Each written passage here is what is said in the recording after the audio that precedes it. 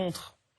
Je vous le disais en titre, la hausse du nombre de morts sur la route le mois dernier, plus 18%, rappelle la dangerosité des trajets professionnels. La routine conduit à minimiser les risques et fait perdre en vigilance. Les explications de David Segal, Jean-Claude Frédier et Marc Guéring.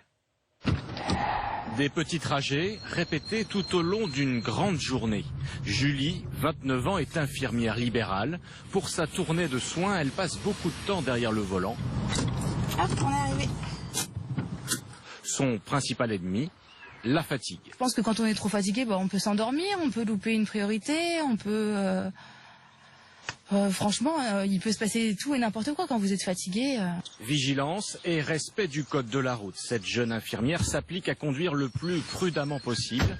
En 3 ans d'activité, elle a pris conscience que ces trajets professionnels pouvaient représenter un risque. Je pense qu'une fois ou deux, oui, j'ai dû me faire peur parce que j'ai dû me rendre compte que j'étais plus présente au volant.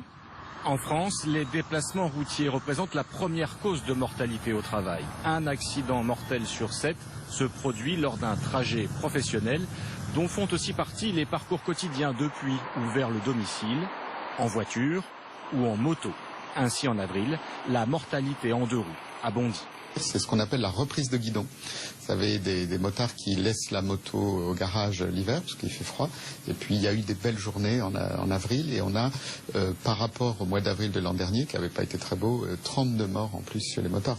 Lutter contre les accidents de la circulation devient peu à peu un enjeu pour les entreprises. Au-delà des drames, des souffrances, ils ont également un coût, 6 millions de journées de travail perdues chaque année. Ça accélère. Voilà. Et on freine.